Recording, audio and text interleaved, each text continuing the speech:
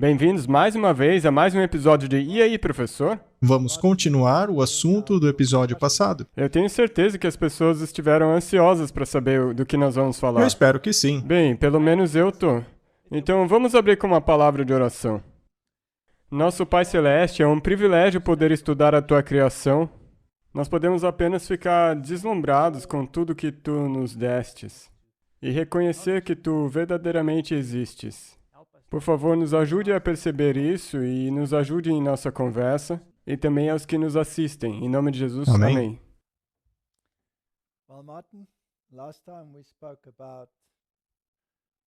Como tudo isso veio à existência? Toda essa beleza que você vê aí. E, na verdade, a própria habilidade de ver, com todo o seu sistema complexo envolvido, foi uma explosão do nada. E por falar nisso, se a gente for olhar para um olho, não existe nenhum tipo de câmera nesse planeta que pode imitar o olho, Exatamente. com um sistema de foco e diferentes cores, e tem que ter tantos settings. Só para, se você pegar a câmera de um lugar e trazer para o outro, você tem que ajustar tudo de novo. O olho faz tudo isso de maneira automática, com a profundidade. Os meus estão ficando velhos, eu preciso de um pouco de assistência agora. Mas eles voltarão ao estado original. Sim, mas você tinha bons olhos quando você era pequeno. O tema é No Princípio, parte 2. Nós falamos a respeito do Big Bang, falamos o que a ciência diz sobre o Big Bang. Em nosso último episódio, falamos sobre o fato de a ciência alegar que tudo no universo veio de uma explosão do nada. Estávamos falando sobre 10 perguntas. A nona pergunta é: a evolução das moléculas da vida exigem condições ambientais totalmente diferentes para virem à existência sem enzimas? E algumas nunca foram produzidas sobre nenhuma condição ambiental simulada. Sendo assim, por que nos apegamos tanto a essa explicação para a origem química da vida? O Big Bang produziu todos os elementos, segundo eles. Estes elementos, basicamente, são a tabela periódica. Ok. Tudo o que está lá. Um deles é o carbono. E a vida está no carbono, no hidrogênio, oxigênio. Como combinar esses elementos para criar moléculas exigidas para a vida? Isso requer um tipo diferente de evolução. E tem que ter acontecido de maneira natural, já que eles excluem Deus da equação. Então, não existe um agente organizador. E nós nem sequer olhamos a algumas das outras questões, como a complexidade redutível e todas as outras questões. Nós já vamos ver isso. Então, como estas substâncias necessárias para a vida vieram a existir em primeiro lugar? Porque tudo que você teve foi uma explosão do nada, que deu origem a tudo. Mas, segundo eles, para que isso acontecesse, o tudo tinha que virar um pontinho de novo, explodir mais uma vez, multiplicar-se em fusões nucleares para criar elementos para a evolução das moléculas. Só assim a vida poderia surgir. É algo gigante. Além disso, as reações que têm sido simuladas geram apenas moléculas canhotas e destras. Mas a vida pode apenas utilizar as moléculas canhotas racêmicas, e não há mecanismo aleatório que permita isso. Além do mais, a atmosfera primitiva teria que ser uma atmosfera redutora, desprovida de oxigênio. Mas, se a água é essencial para a evolução da vida, então, na ausência de uma camada de ozônio, a radiação cósmica teria dividido a água em radicais de hidrogênio e oxigênio. Nunca poderia ter sido uma atmosfera redutora. Parece complicado, não é? É. Vamos explicar. Por favor. Muito bem, vamos dar uma olhada. Como obter moléculas orgânicas de maneira natural? Muito bem, este é o famoso experimento de Stanley Miller. Por meio desse experimento, ele postulou uma sopa com elementos nela junto a uma atmosfera. Mas perceba que é um sistema fechado. Tudo ali está fechadinho. A atmosfera dele possuía metano, amônia e hidrogênio. Então veja que há nitrogênio ali, carbono e hidrogênio, mas não há oxigênio. Sim. Então esta é uma atmosfera redutora. Porque se você colocar oxigênio ali, nada vai acontecer. Pois no momento em que você criar algo, ele será oxidado e queimado. Então nunca podemos obter moléculas de maneira natural se você tem uma atmosfera com oxigênio nela. Ao mesmo tempo, para que algo possa existir, é necessário dissolvê-lo em alguma coisa, que é a água. E a água tem oxigênio? Sim, a água consiste de hidrogênio e oxigênio, e isso cria um impasse. Então, você tem essa atmosfera que não tem oxigênio, mas ao mesmo tempo tem a água ali embaixo. Ora, se não há oxigênio na atmosfera, então, seguindo este modelo, também não poderia haver uma camada de ozônio, pois ela precisa de oxigênio. Em nosso planeta, a camada de ozônio é o que protege esta Terra da radiação cósmica. Então, sem oxigênio, haveria uma enorme radiação atingindo nossa atmosfera. Entende? Sim.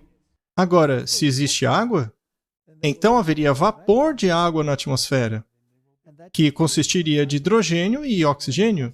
Quando a radiação cósmica atingisse a atmosfera, o oxigênio seria separado do hidrogênio. E aí você teria oxigênio. E não existiria uma atmosfera redutora. E nada aconteceria.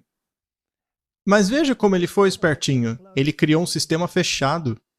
Então ele colocou faíscas ali naquela atmosfera para simular a radiação, todo aquele clima, o que resultava em reações químicas. E, finalmente, após abrir esta torneirinha aqui, você teria moléculas orgânicas. Uau!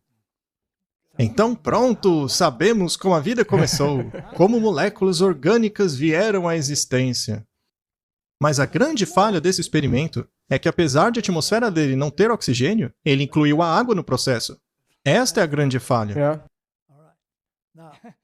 Mas essa não é a única. Ainda tem mais. Vamos ver.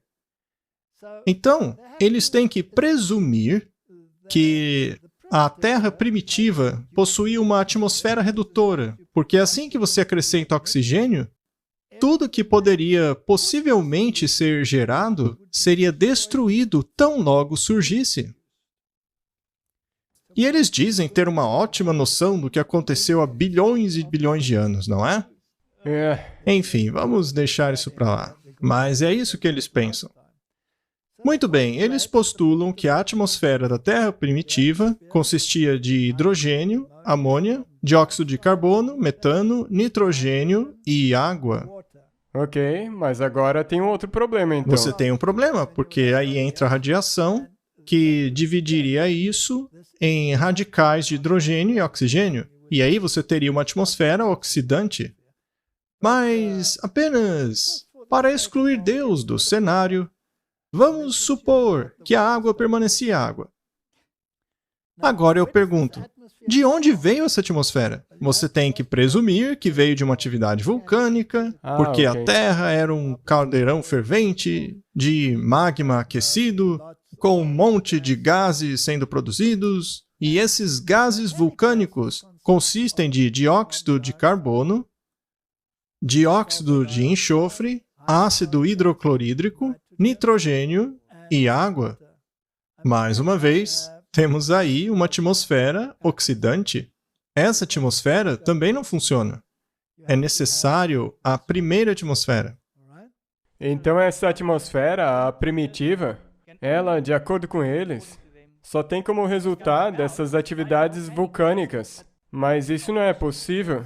Exatamente. Isso cria um problema. Então eles precisam automaticamente presumir que no passado os gases produzidos eram diferentes do que são hoje. Ora, mas isso vai contra o princípio uniformitariano, que diz que tudo no passado deve ser explicado pelas coisas do presente.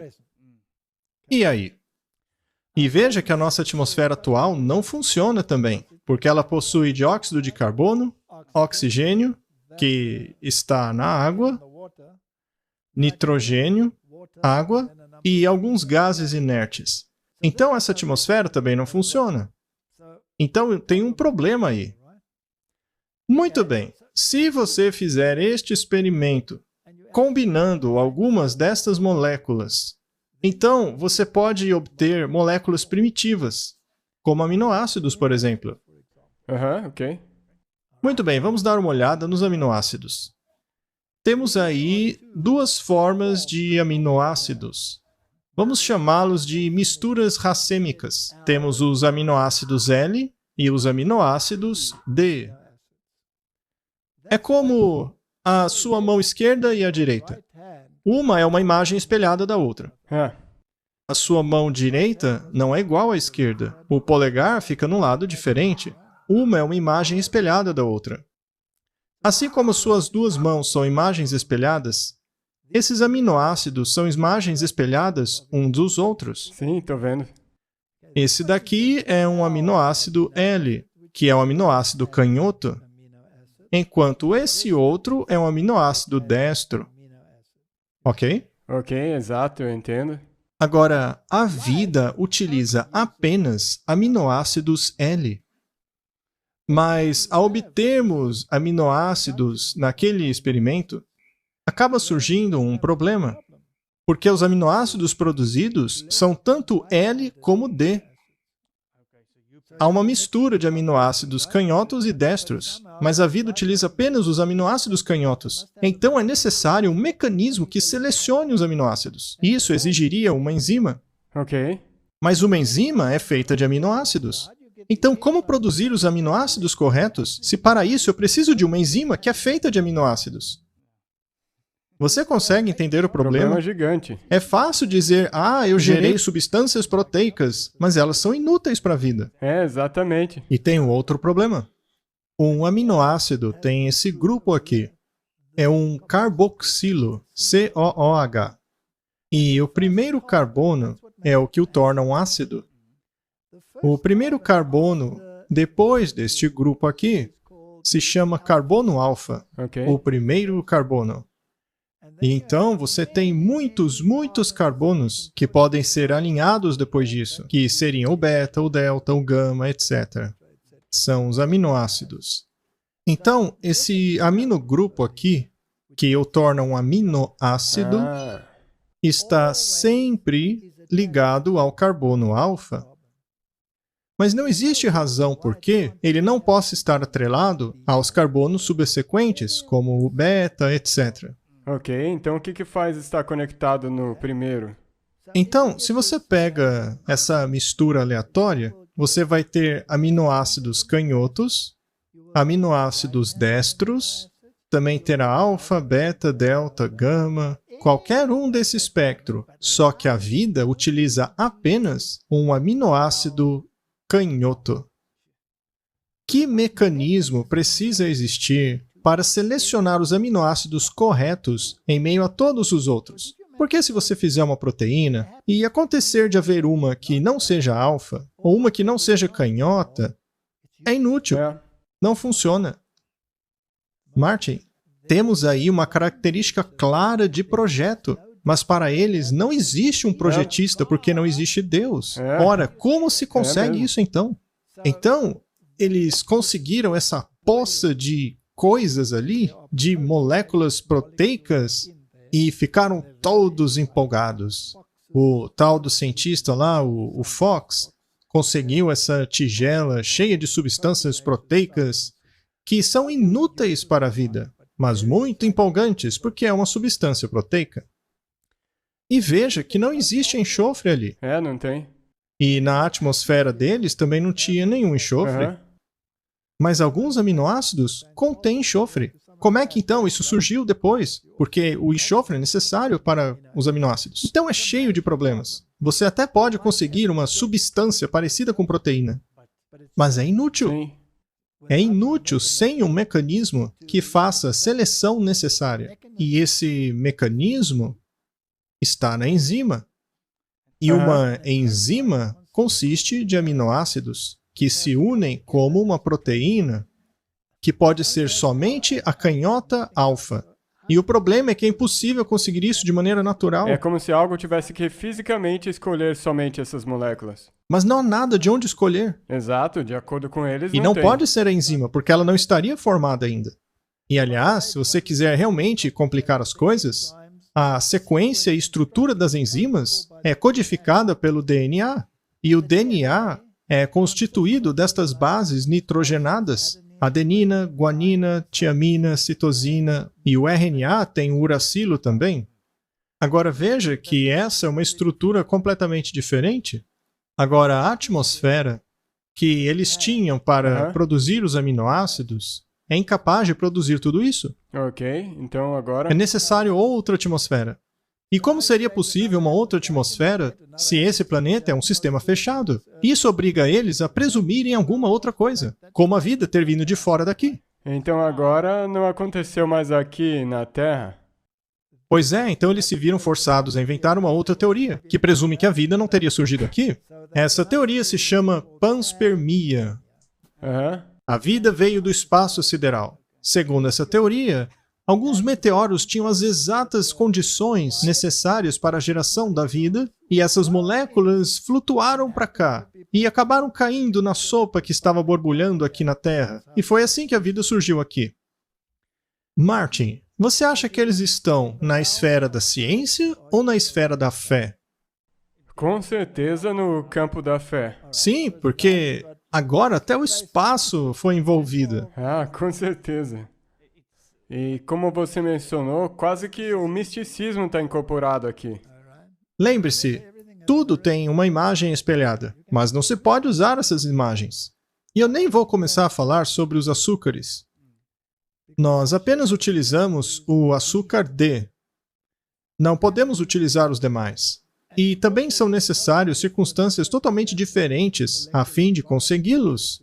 Então, como conseguir todos esses diferentes elementos? Sem a existência das enzimas, nada funciona. E alguns destes aqui nunca conseguiram ser gerados. Não importa em qual condição ambiental a simulação deles utilizou.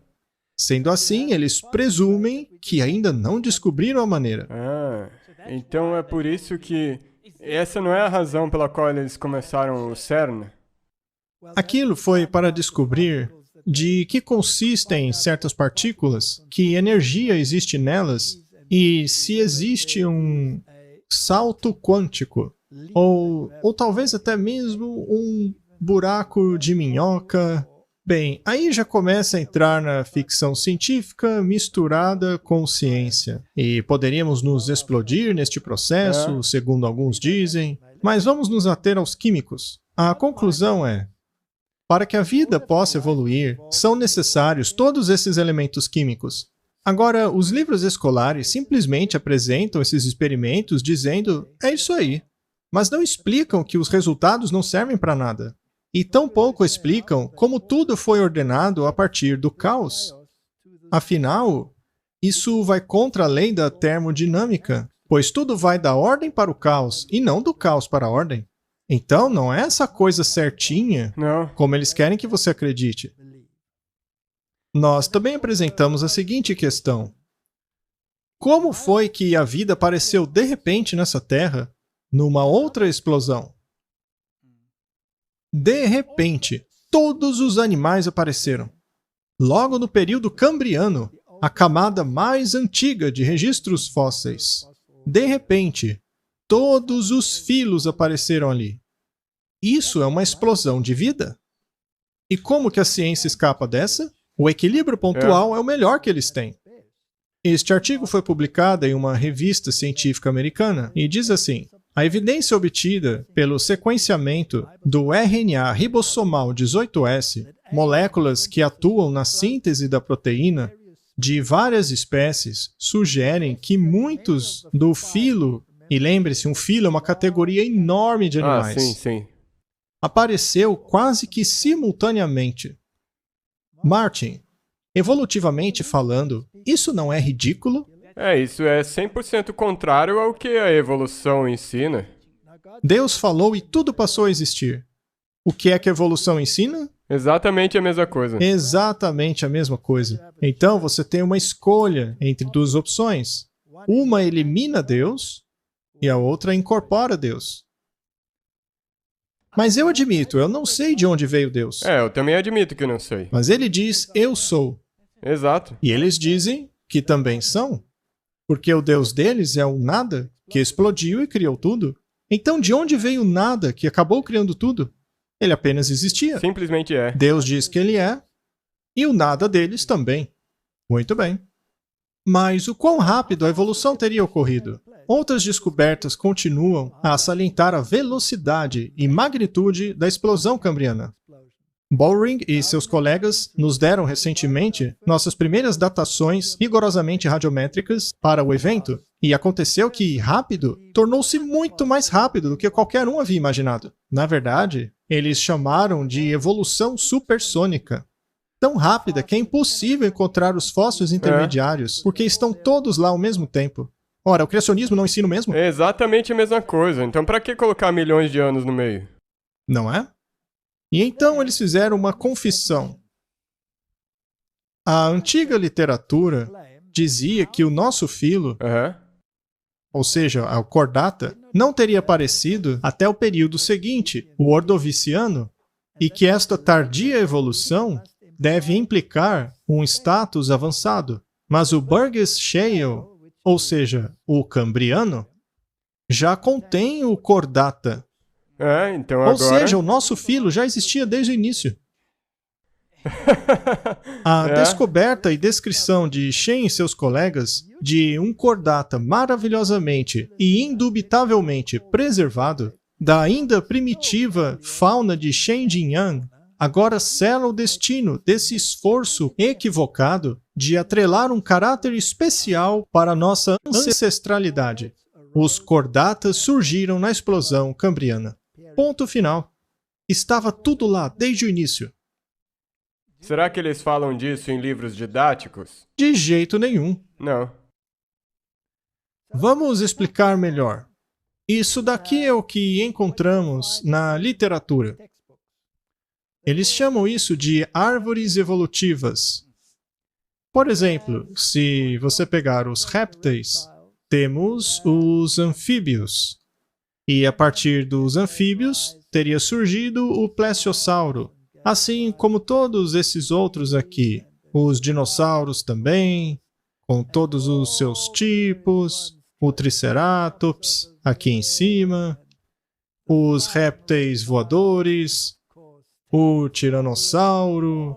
Você consegue ver que todos teriam evoluído dos anfíbios, e lá em cima você tem os répteis modernos.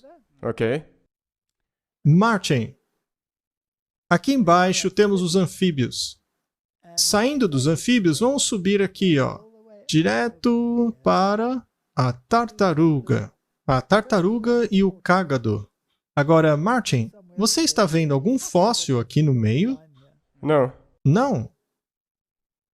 Isso porque este cágado e esta tartaruga têm sido assim desde o início. Então, na verdade, não existe uma árvore evolutiva. Existe algum fóssil aqui embaixo? Não. Também não. Então isso vem da onde? Da fé. Da cabeça dos cientistas. Eles encontram isso nas rochas, estão todos no mesmo nível, e então eles elaboram tudo isso daqui, tentando te convencer de como tudo veio à existência. Então isso aqui é, como você disse, tirado apenas da cabeça. Esse é o gráfico que alguém desenhou porque ele acha que essa é a única explicação lógica para isso. Exato. Isso é chamado de árvore evolutiva. Mas, na verdade, uma vez que estão todos lá ao mesmo tempo, é uma grama evolutiva. Já que você pode pegar esta linha aqui e trazê-la até o início. E essa daqui até o início. E essa daqui até o início. Curiosamente, eles chamam esse aqui de fóssil vivo, porque ele nunca sofreu alteração, exceto pelo tamanho, que foi do grande para o pequeno. Então, na verdade, desevoluiu. Ele diminuiu. Ele sofreu deterioração. E a Bíblia diz que a Terra está se desgastando como uma roupa. Tudo dentro dela está deteriorando. Se você pegar, por exemplo, o tempo de vida dos homens, costumava ser 900 e poucos anos no início. Hoje, com sorte, você chega aos 80. Então veja que há uma deterioração. Viemos de homens de grande estatura para de pequena. A Bíblia está em harmonia com o registro fóssil. Exato. E se você for para a serpente, ou qualquer uma destas criaturas aqui, todas já existiam no início. Por isso que é uma grama, não tem nada de árvore aí. Não existe um ancestral comum. Isso é pura conjectura. E sabe de uma coisa? Eu lembro que o Selacanthus estava extinto. E eu acho que foi até aqui na África do Sul, numas O praias Smith aí encontrou. que eles acharam. Exato, e esse peixe aí supostamente tem 320 milhões de anos. Mas não mudou nadinha desde aquela época até hoje. Não, porque era um peixe desde o início. O mesmo acontece com o esturjão, que tem aquelas escamas ósseas em suas costas. Aham. E, portanto, seria primitivo, mas a verdade é que a escama óssea é mais avançada do que uma escama normal. Então, tudo isso é blá blá blá. Muito bem. Me permita explicar como isso aconteceu. Temos aqui uma árvore evolutiva que eu poderia presumir, por exemplo. Considerando que a evolução iria do pequeno para o maior, poderíamos começar a nossa árvore pelo Chihuahua, porque é um cachorro pequeno. Ele, então, aumentaria de tamanho ao longo do tempo. Mas lembre-se, o registro fóssil mostra o oposto disso. Mas, enfim, temos aqui o nosso pequeno Chihuahua. E aqui, deste lado, temos as espécies de cães de focinho achatado, o Bulldog, etc. Então, ele supostamente teria evoluído do Chihuahua. Do outro lado, temos os cães de focinho comprido, e os de orelha comprida estariam em uma categoria separada.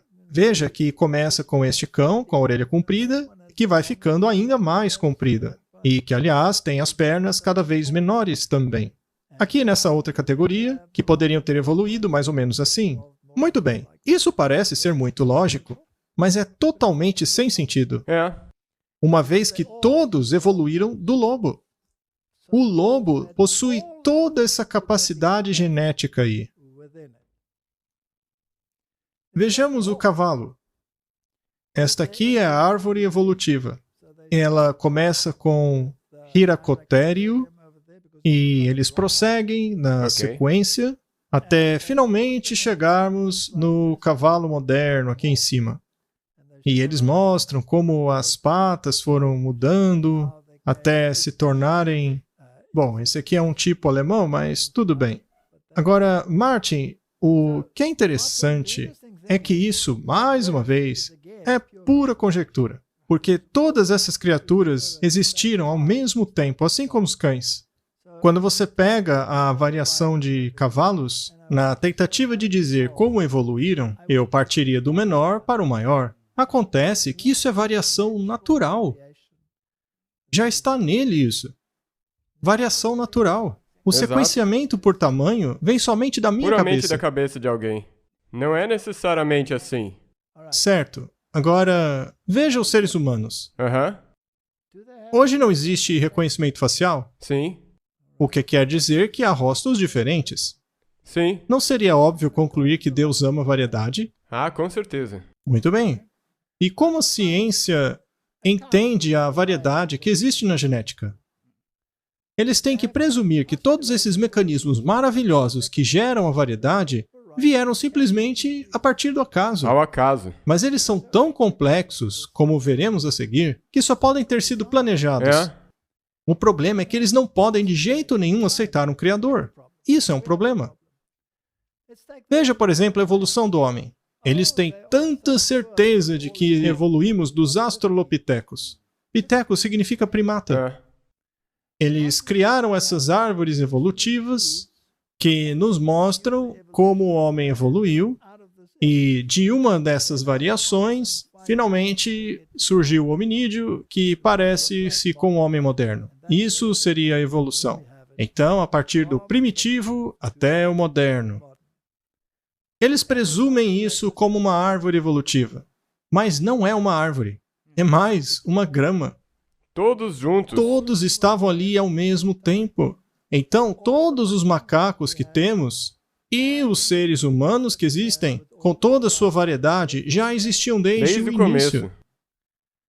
A variedade dos primatas existe dentro das espécies primatas. A variedade da humanidade, com seus formatos, tamanhos e formas, existe dentro dos genes originais de um par, com a capacidade de originar todos os outros. de variar. Mas como funciona essa capacidade de variação? Você se lembra que falamos a respeito de genotipo e fenotipo, sim. explicando o que eles são? O genotipo são todos os genes em um organismo. E o fenotipo são todos os traços visuais expressados pelos genes. Então, o fenotipo é a sua aparência e o genotipo são os genes que determinam essa aparência. Sim. Agora, eu não saberia o que está escrito neste livro até que eu o lesse. Até que você abra ele. Certo? Então, a seleção natural não pode fazer nada com o meu livro. A seleção natural não pode melhorá-lo. A seleção natural não pode melhorar este livro sem conhecer o seu conteúdo.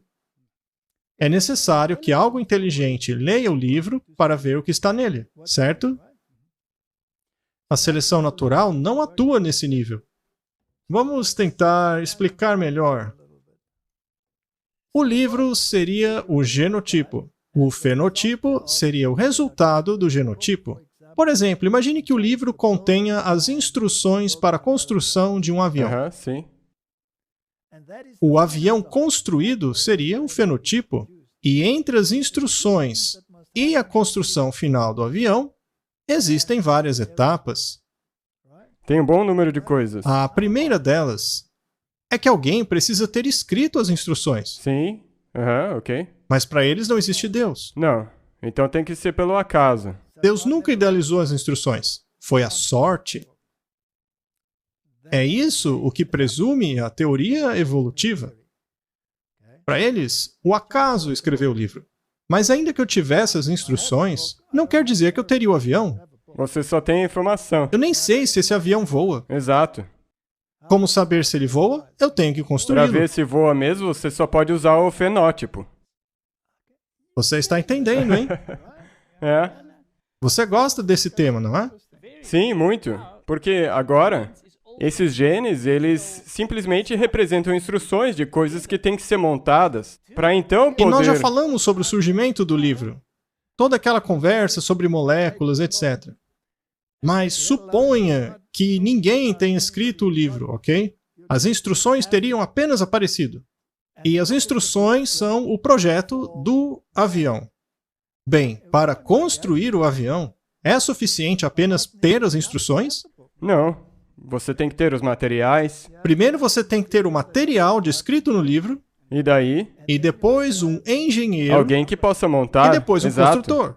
Agora, Martin, se eu simplesmente desse a você todo o material do avião, suponha que eu tenha te dado o metal do avião, e lhe dissesse, agora construa as asas, o motor, as rodas, você não precisaria de uma fábrica? Sim, com certeza. Você não precisaria de ferramentas para construí-lo? Sem esse equipamento, haveria um avião? Não. Sem o equipamento, não adianta nada. Você só vai ter as instruções. Você tem que montar ele a Muito partir bem. das diferentes... O ponto é o seguinte. Não é suficiente ter o livro. Exato. Você ainda precisa de todo o equipamento, além dos engenheiros, além dos construtores, para que finalmente você chegue no avião, no produto final e funcional. Eu não coloquei nada ali no meio dos dois, mas todas essas etapas intermediárias teriam vindo da onde? Bem, de acordo com eles, provavelmente o acaso. Exato, porque a seleção natural não atua nesse nível. Ela só passa a atuar depois que o avião já está construído, certo? Então, não basta que eu diga, eu criei os parafusos do avião. Pois os parafusos, sem a instrução, não valem de nada. Você ainda precisa de um projetista, de uma fábrica, para finalmente ter o produto, para então testar se ele voa. A seleção natural só atua quando existem opções para serem selecionadas. Eu não posso selecionar algo se eu só tenho uma opção. Então não Exato. basta que isso aconteça uma vez, mas precisa acontecer quanto? Milhões de vezes. E você ainda tem que ter algo que possa produzir a próxima geração, ou seja, tem que ser macho e fêmea. Quanta fé é necessária para acreditar nisso? Não é? Muito bem. Então a seleção natural exige a existência de mais de uma variante. É. Sendo assim, precisamos de um monte de instruções, livros diferentes, códigos genéticos diferentes. É uma informação muito complexa. Além disso, precisamos do equipamento para a construção, para finalmente termos um produto para testá-lo. E tudo isso sem intervenção nenhuma de inteligência. Isso está fora de cogitação. Todas essas etapas extremamente complexas são pura sorte. Vamos elaborar um pouco essa questão do livro. E, aliás, esse livro aqui em minhas mãos é extremamente importante. E esse livro diz, na verdade, quem que é esse tal do acaso? Sim, o arquiteto do acaso, não é? Ele está presente desde o início, mas ninguém liga para ele. Então eu vou colocar o livro de volta. Muito bem, o que é que está escrito nas instruções para que você tenha a sua aparência? Tem que ser...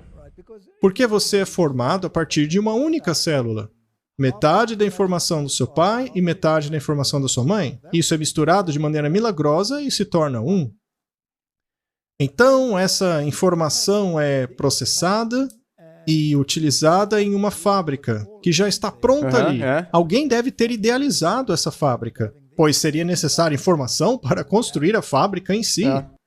Então, além da informação que já estava naquela célula, tinha que existir uma fábrica pronta.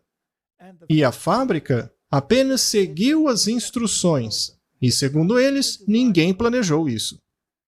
Essa informação estava no DNA e a fábrica estava no restante da célula. Então, você precisou pegar a informação no DNA e transcrevê-la para que ela saísse da célula até a fábrica. Essa transcrição é chamada de mRNA, que é uma cópia da informação ali do DNA. É uma cópia espelhada. Ok. A cópia espelhada é a informação daquilo que deve acontecer. O que está no DNA é o inverso daquilo que tem que acontecer. É bastante complicado. O acaso é um arquiteto maravilhoso. E depois disso, ainda é necessário que haja uma fábrica. E, coincidentemente, existe uma. E a informação para a existência dessa fábrica já estava ali no DNA, pois sem essas instruções, nem fábrica haveria. É fascinante. Continuando. Após a informação ser encaixada ali, uma cópia daquilo é colocada no ribossomo. A informação, então, é lida e produzida uma proteína. E, como já disse, apenas os aminoácidos canhotos e alfa foram selecionados, ignorando todo o resto. É uma máquina muito inteligente, não é? Eu acho que vale a pena nós darmos uma olhada em um vídeo que mostra de maneira muito interessante este processo. É realmente muito bem feito, veja só. Por meio da computação gráfica, nós podemos entrar nesse maravilhoso sistema.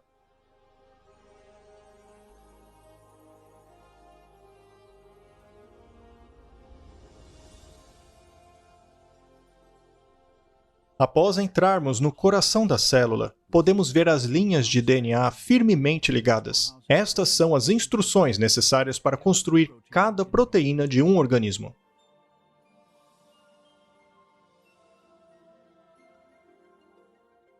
Em um processo chamado de transcrição, uma máquina molecular primeiro desenrola uma seção do DNA, para assim expor as instruções genéticas necessárias para a construção de uma molécula de proteína específica.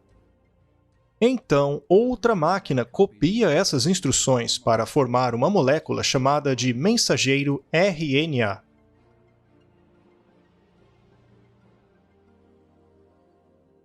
Após a transcrição estar completa, um fino cordão de RNA carrega a informação genética através do complexo de poros do núcleo.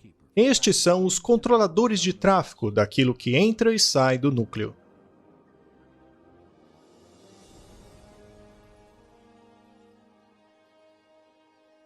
O cordão de mensageiro RNA é direcionado a uma fábrica molecular de duas partes chamada ribossomo.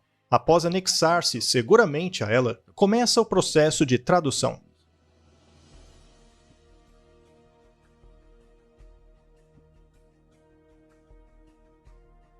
Dentro do ribossomo, uma linha de montagem molecular constrói uma cadeia de aminoácidos especificamente sequenciada. Esses aminoácidos são transportados a partir de outras partes da célula e então ligados em cadeias de centenas de unidades. É a sequência desses aminoácidos que determina o tipo da proteína fabricada.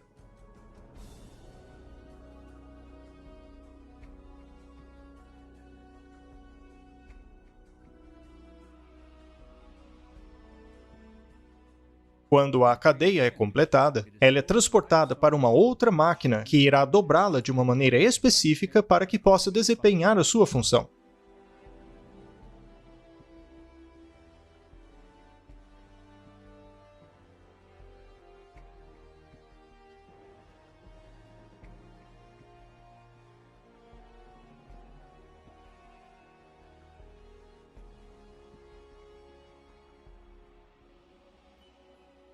Após a cadeia ter sido dobrada em uma proteína, ela então é liberada e conduzida para uma outra máquina molecular, para o exato local onde será utilizada. Tudo isso para produzir apenas um pequeno subcomponente. Impressionante, não? E a seleção natural não atua nesse nível. Ela atua somente depois que o produto final já está pronto. E eles dizem que tudo isso aí passou à existência por sorte. É muita fé, não é? Bem, você precisa de uma quantidade tremenda de fé, se você quiser acreditar que isso aconteceu pelo acaso. Tudo por acaso. É incrível, não é? Então, Martin, você tem milhares de genes. E você cria milhares de tipos diferentes de células. Não apenas um tipo de célula. E isso por si só já é outro grande problema para eles. E como saber quais genes ativar e quais não ativar? Algumas vezes existem alelos, em outras palavras, cópias de certas informações, cada uma com uma variante diferente da mesma coisa, para que assim haja variação. E se você misturar a isso a questão dos dois sexos, a questão fica ainda mais complexa. Mas tudo isso é por acaso. São necessários mecanismos não apenas para ler o DNA, mas para controlar os genes, que determine quais devem ser lidos. Além disso, são necessários ativadores para ligá-los. Seria como ligar um interruptor de luz. Sim. É necessário ter alguém para ligar aquilo. Exato. E é necessário um botão. E se existem duas luzes, são necessários dois botões. Um para ligar, outro para desligar. Você está entendendo? Exato. E como surgiu tudo isso? É que nem esse vídeo aí. Todo esse DNA e essas coisas aí, tudo bem. Mas aí tem a máquina. De onde que veio essa maquinaria? De onde veio? Surgiu tudo por acaso. Além disso, temos as transposições. Um transposon é uma peça de DNA que pode ser removida de maneira precisa de uma peça de DNA e inserida em outra peça. Mas tem que ser um processo muito preciso, porque se houver um pequeno erro nessas mensagens, no DNA, toda a mensagem é destruída, pois a sequência está corrompida. Se corrompe. Tudo foi corrompido. É como remover uma letra de uma palavra. Ela não faz mais sentido e deve ser descartada. Então, todos esses mecanismos são extremamente precisos. Eles não podem errar. Do contrário, não serve para nada.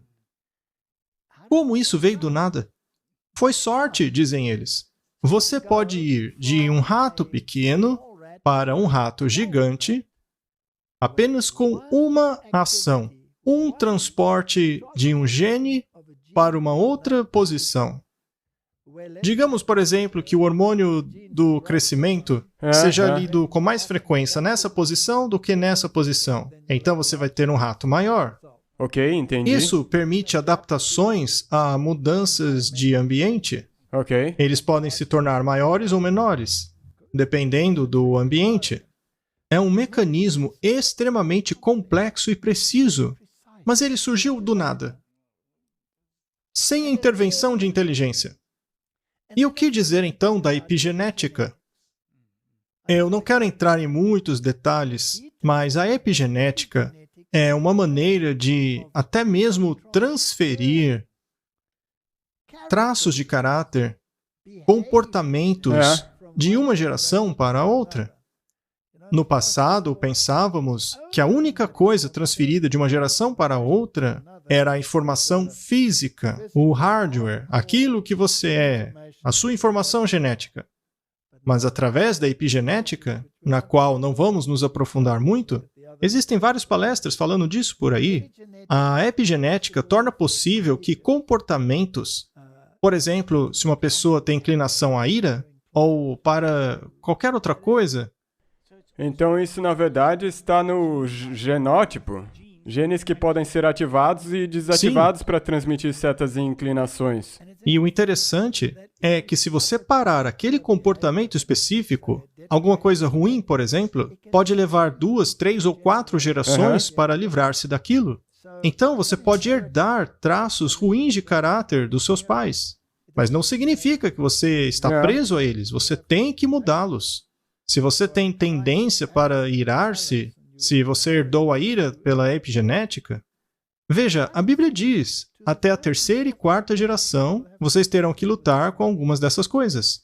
Então, até isso está em harmonia com a ciência. Mas esse mecanismo complexo, no qual certos genes são ativados e alguns suprimidos, por exemplo, se você tem propensão na sua família para câncer de mama, e você sabe que o estímulo para o câncer de mama é comer certos tipos de comida, por exemplo, fritura, etc. Se você tira aquilo e não come mais, apesar de você ter a propensão, é possível adormecê-la. Isso por meio desse processo que eu acabei de mencionar. Mas se você fizer a coisa errada, você vai ativar aquilo. É um mecanismo complicado, nós não vamos nos aprofundar nele. Mas o importante é que a variedade que existe no mundo foi uma variedade pensada, coordenada, muito precisa. Ela está nos genes e não é submissa à seleção natural. Muito bem, vamos falar a respeito de outro ponto aqui, a complexidade irredutível. Eu vou explicar melhor. Há coisas que só funcionam se já tiverem todas as suas peças. Sim, do contrário não funciona. Se você tirar uma pecinha, já não funciona mais. Um relógio não pode começar a funcionar de maneira gradual e progressiva. Ou ele funciona ou não funciona. Biologicamente falando. Sim. Um relógio. Será que ele começou a funcionar aos poucos? Não, porque ele é irredutivelmente complexo. Vamos dar uma olhada em algo que é irredutivelmente complexo. Nós não vamos nos aprofundar em detalhes da ciência, porque seria muito complicado. Estamos falando a respeito da filosofia, do princípio por trás disso, mas apenas por curiosidade. Temos aqui um artigo revisado de um jornal científico. Estrutura e função do motor bacterial flagelar bidirecional. Ok. Agora, um organismo unicelular pode ter uma pequena estrutura parecida com uma cauda, chamada de flagelo, que gira e faz o organismo se locomover. E produzimos milhões delas, como os espermatozoides. Eles têm um pequeno motor de flagelo, que o permite nadar até o óvulo, até finalmente fundir-se a ele. E com a fecundação, surge a próxima prole. Agora, esse motorzinho, esse pequeno motor, ele não pode começar a funcionar aos poucos, devagarinho. Senão não funciona. Vamos ler então o artigo, não para nos aprofundarmos nele, mas apenas para pegar a ideia. Aqui está o resumo. O flagelo bacteriano é uma organela locomotiva que propulsiona o corpo da célula bacteriana em ambientes líquidos, O flagelo é um complexo supramolecular composto de cerca de 30 proteínas diferentes, consistido de pelo menos 3 partes: um motor rotatório, uma junta universal e um filamento helicoidal. O motor flagelar do E. coli e da Salmonella são movidos por meio de uma diferença potencial eletroquímica internamente direcionada de prótons ao longo da membrana citoplasmática. Ou seja, ele precisa de combustível, como qualquer motor. Esse motor flagelar consiste de um rotor feito a partir de todas essas proteínas aqui e de uma dúzia de estatores consistidos disso e mais daquilo, que também agem como um botão molecular, o que permite ao motor girar tanto no sentido horário como no sentido anti-horário. Ou seja, o negócio tem até marcha ré. Cada estator é ancorado à camada peptidoglicana por meio do domínio perioplásmico C-terminal desse negócio aqui e atua como um protocanal para alinhar o fluxo por meio do canal com geração de torque. Olha, tem até um gerador de torque. Trata-se de um motor extremamente sofisticado. Basta tirar um desses elementinhos aí e o motor já não funciona. Mas não acabou ainda. Veja só a aparência dele. Então, nessa imagem, vemos os componentes. Veja só esses anéis compostos de proteínas. Ele pode ir para frente, para trás, pode até mesmo desviar de obstáculos. Ele pode acelerar, diminuir a velocidade. É um motor de verdade. Mas basta tirar uma pecinha e ele quebra. Como isso daí veio à existência? Pelo acaso. Você acha que acabou? Ainda não, veja só. Esse é um diagrama esquemático da bactéria movida por prótons e de motores flagelares movidos por sódio. Esse motor é extremamente eficiente.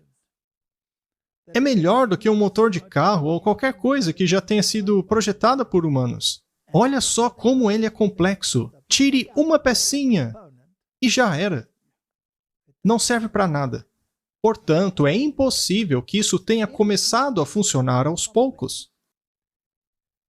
Vejamos agora o cloroplasto.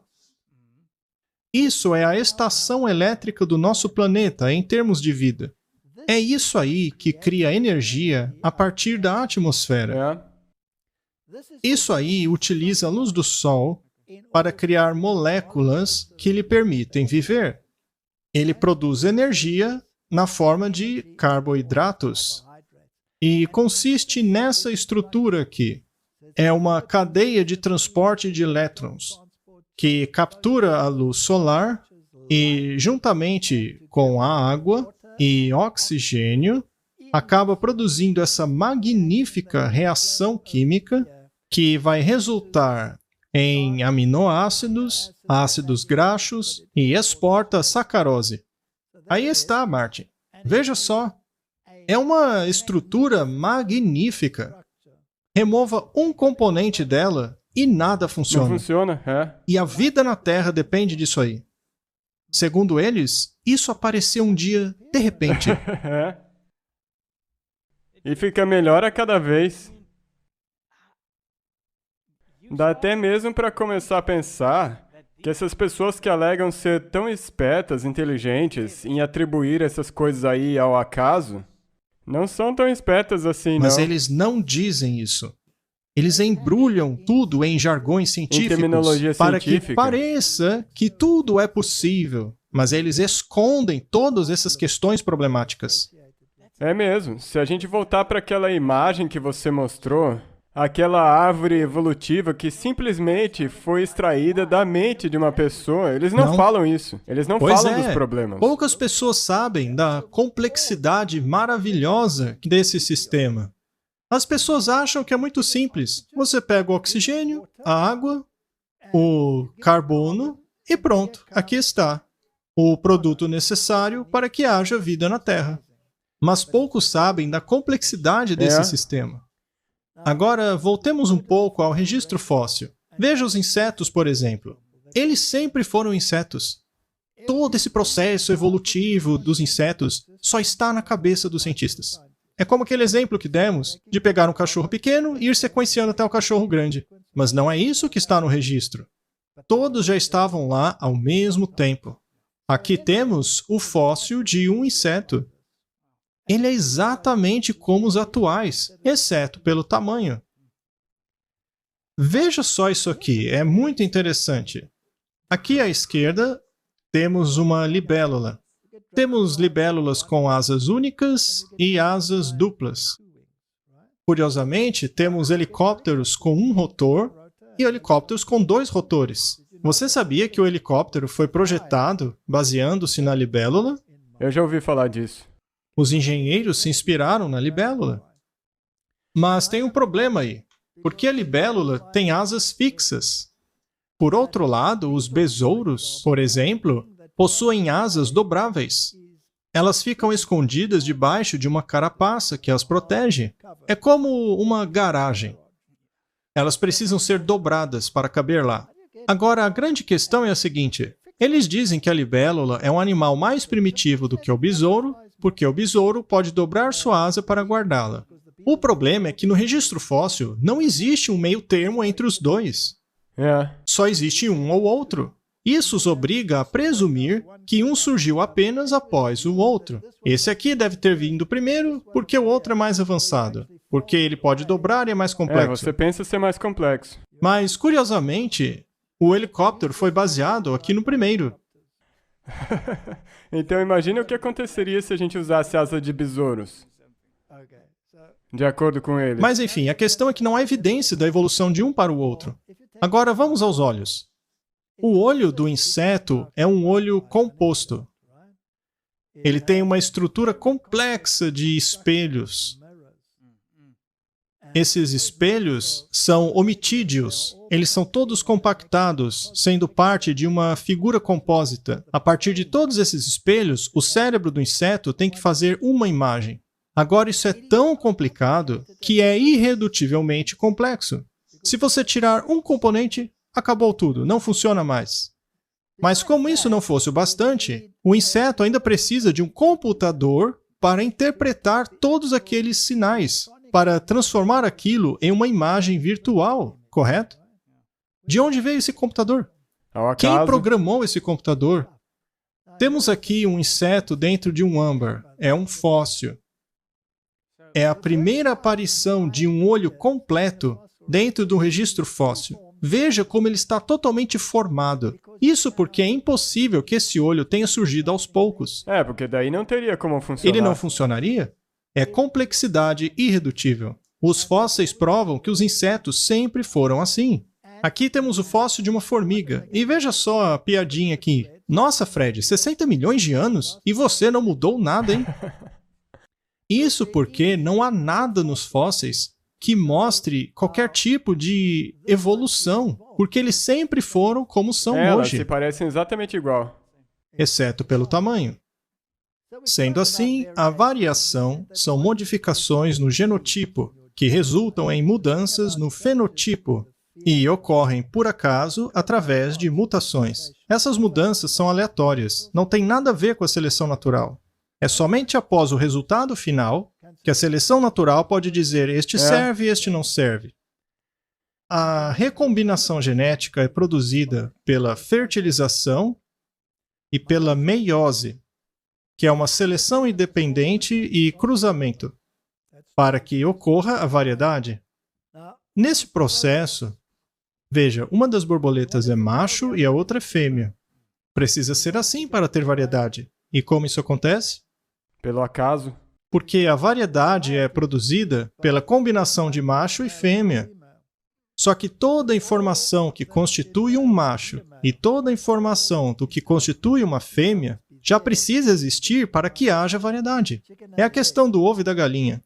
Enfim, temos aqui os cromossomos. Um deles é do pai e o outro é da mãe. Certo?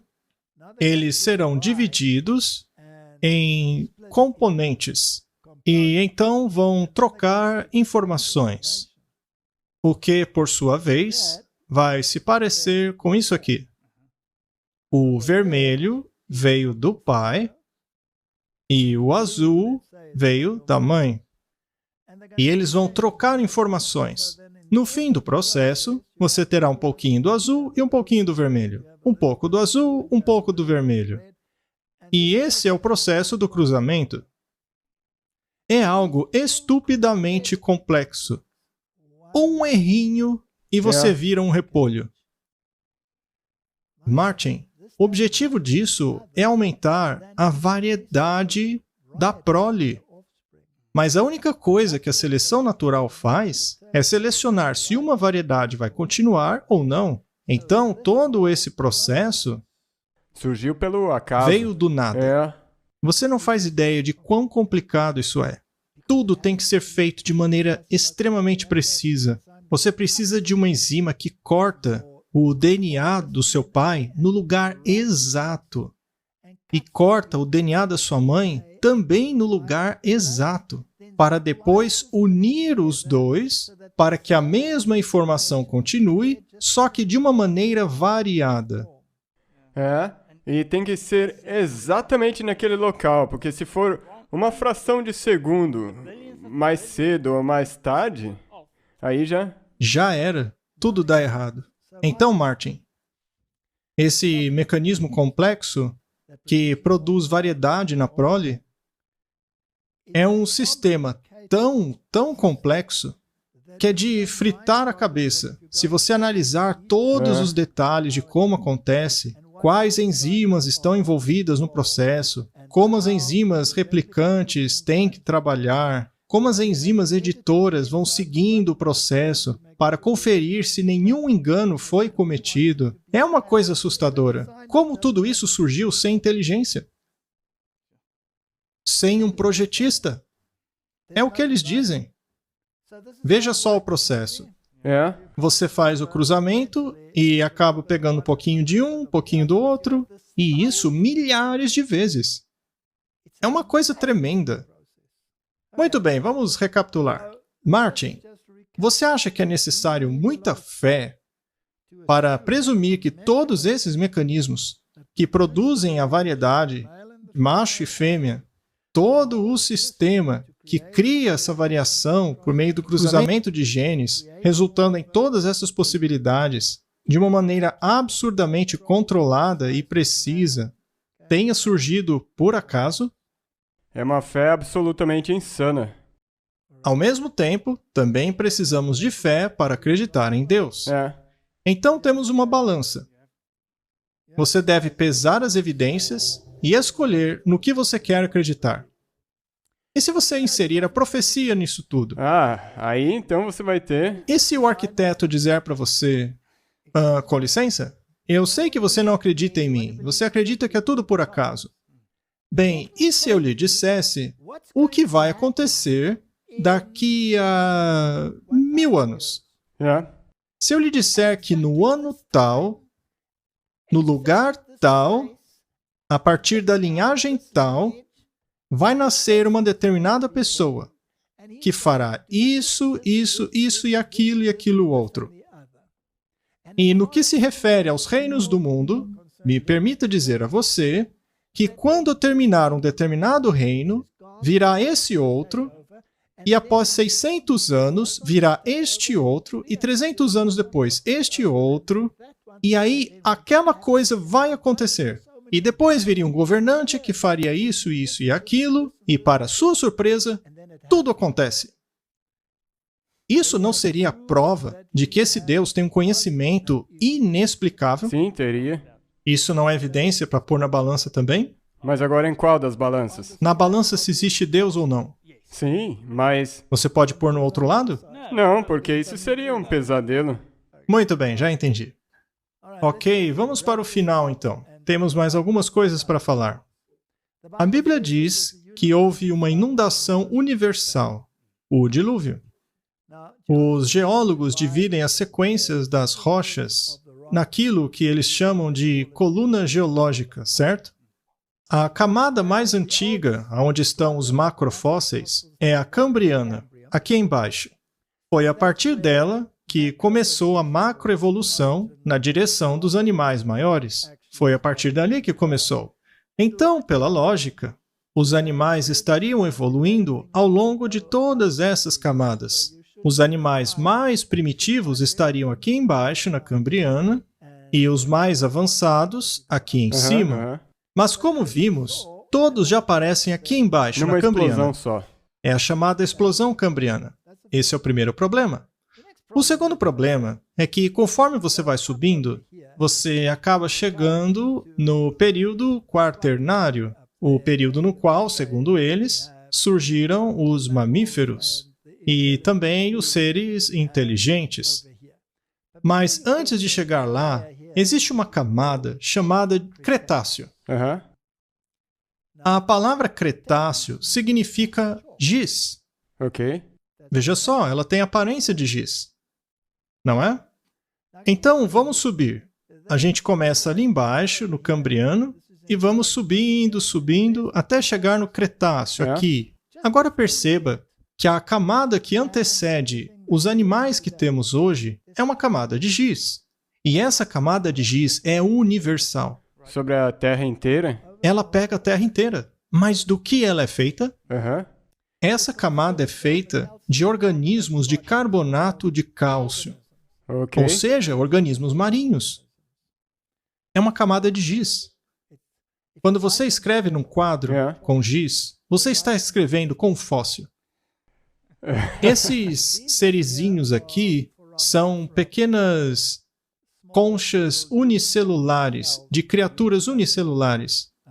Além disso, você também encontra nessa camada de giz todas essas conchas marinhas, assim como micro-organismos e criaturas como essas. Todas elas estão nessa camada de giz. E essa é uma camada sobre a Terra inteira. Essa camada cobre toda a Terra ao mesmo tempo. Aqui, por exemplo, temos uma camada de carvão marrom. Ela é gigantesca, é o maior campo de carvão marrom do mundo. Esse carvão não está enterrado profundamente na Terra, está mais à superfície. Então não é carvão, é parcialmente carvão. E misturado a essa camada, aliás, isso é na Europa, tá? É bem perto ali dos Alpes. E nessa camada de carvão, você tem essa outra camada de giz. Camada de calcário? Ok. Que por sua vez está cheia de organismos marinhos. Esses são os organismos encontrados nela. Ela é repleta de organismos marinhos. Marinhos, ou seja... Estava debaixo d'água. E aqui na foto temos um geólogo. Aliás, ele era um geólogo evolucionista, tá? Ele está explicando como essas camadas de carvão marrom vieram a existir. Eles presumem que antes aquilo era uma floresta, que acabou crescendo ali. Mas de alguma maneira, bem no meio da Europa, tudo ficou debaixo d'água. Porque existe a camada de giz. Ele está segurando um pedaço de giz. Veja só. Você pode usar isso aí para escrever no quadro negro. E o curioso é que se você cavar ali naquela floresta, você vai achar isso daí. Isso quer dizer que o mundo inteiro já esteve debaixo d'água. Apesar de haver uma camada bem no topo provando isso, para eles não houve dilúvio. E também é interessante que, ao analisarmos o resto do registro fóssil, nós encontramos cemitérios. Cemitérios de mamíferos, por exemplo. E esses animais estão todos misturados, desse jeito aqui. Aqui você tem cavalos, roedores, tudo misturado juntinho. Então, com certeza, eles não simplesmente foram e decidiram morrer todos juntos. O que foi que misturou os ossos deles e os colou juntos? Só pode ter sido uma catástrofe que arrastou todos ao mesmo tempo. Exatamente como o dilúvio faria.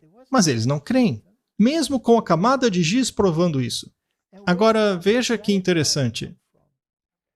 Aqui nós temos um cemitério de baleias, localizado ao norte do Cerro Blanco. Neste local existem centenas de baleias enterradas. Você consegue ver uma baleia aqui? E mais outra ali? E sabe o que é interessante? Elas apontam na mesma direção. Ora, será que elas morreram olhando na mesma direção? Isso é catastrofismo. Foram todas enterradas ao mesmo tempo. Isso está em harmonia com o dilúvio da Bíblia. Exatamente. Mas eles não creem. Isso foi por acaso. E, curiosamente, hoje em dia, as baleias não fossilizam. Não. Elas encalham, se decompõem em milhões de pedaços, são imediatamente comidas por outros animais e simplesmente somem. É. Podemos achar até fragmentos delas, mas aqui elas estão enterradas inteiras, instantaneamente, assim como os dinossauros. Você também encontra cemitérios de dinossauros apontando para a mesma direção, assim como troncos de árvore petrificados, todos fluindo na mesma direção. Você também vê peixes assim. Você vê isso em qualquer coisa no registro fóssil. Isso é a prova de que houve uma grande catástrofe. É, como você disse, até mesmo os peixes. Teve que ser algo muito rápido. Um depósito sedimentar enterrou esse peixe no meio do nado dele. E ele tinha que ser privado do oxigênio imediatamente. Do contrário, ele entraria em decomposição. Mas, muito bem. Pergunta 10. Se a probabilidade de qualquer um desses mecanismos ter vindo à existência por acaso, considerando a sua complexidade, é tão infinitamente pequena, até mesmo não existente, então por que a teoria da evolução não é classificada como uma fé ao invés de ciência? Eu acho que nós já demonstramos que sim. É fé. Com certeza é fé. A Bíblia diz: escolham hoje a quem vocês querem servir. Se quiserem servir os deuses que os seus antepassados serviram do outro lado do rio, então sirvam. Se quiserem servir Gaia, a deusa do naturalismo da natureza, então sirva. Mas se quiser servir o Deus da Bíblia, então sirva. Mas agora eu pergunto: existem evidências mostrando que o Deus da Bíblia é real? Sim, e também especialmente através das profecias que confirmam isso. A Bíblia diz: assim os céus e a terra foram concluídos, e todo o exército que neles há. Isso não está em harmonia com o que revela o registro fóssil, considerando a complexidade de tudo? Com certeza, os cientistas têm um termo para isso. Isso aí é complexidade irredutível. Muito bem. Quando a Bíblia diz que no princípio Deus criou tudo, quando a realidade mostra evidência após evidência de que Deus está envolvido na vida deste planeta, que todas as coisas surgiram pelo seu intermédio, quando a Bíblia diz que o planeta está gemendo por causa das circunstâncias geradas pelo pecado, e que este planeta anseia por uma nova criação na qual não haja morte, nada desse tipo. Ora, não estamos pesquisando o DNA hoje na tentativa de desenvolvermos a vida eterna? Sim. É. Mas a vida eterna está nesse livro. Eu acho que eles têm tentado isso desde que a morte foi introduzida. Sim, desde então. Todos querem saber o que causa a deterioração do DNA. E sabe o que é fascinante? O nosso DNA deteriora ao longo do tempo, não é? Mas o nosso espermatozoide, até mesmo na minha idade, é capaz de produzir uma prole viável. O que torna isso possível? O que foi que Deus colocou dentro dessas coisas? Martin, eu cheguei a uma conclusão. Dados todos os fatos arqueológicos, históricos, interpretações proféticas, mais a história da nossa origem, do dilúvio e da Bíblia, tudo isso torna a Bíblia o livro mais confiável do universo, assim como o livro mais atacado também. E na verdade você pode adicionar nesse grupo aí os fatos científicos. Os fatos científicos que nós acabamos de mostrar, eles explicam isso a partir do acaso. Na verdade, isso prova que Deus é o Criador. Deus é o Criador, ao menos na minha opinião. Assim, os céus e a terra foram concluídos, com tudo que neles há. Esse mundo vai acabar logo. E junto com ele vai acabar essa tragédia chamada de pecado. Então haverá novos céus, nova terra, nos quais habita a justiça. Não mais haverá dor, sofrimento ou morte. E nós veremos o Criador face a face, o projetista de tudo, aquele componente que eles não querem ver. que explica como tudo passou a existir e transformado naquilo que vemos hoje. Vamos orar. Amém. Querido Pai, o mundo se esforça para expulsá-lo de cada aspecto da sociedade. E em breve, a humanidade irá perceber que este é o caminho da perdição. Ela cairá numa outra armadilha. Ao escolher seguir uma linha de raciocínio contrária à palavra de Deus. O Senhor nos deu tantas evidências de que a sua palavra é confiável. Ajuda-nos a confiarmos não no homem, mas na tua palavra. Essa é a minha oração, em nome de Jesus. Amém. Amém.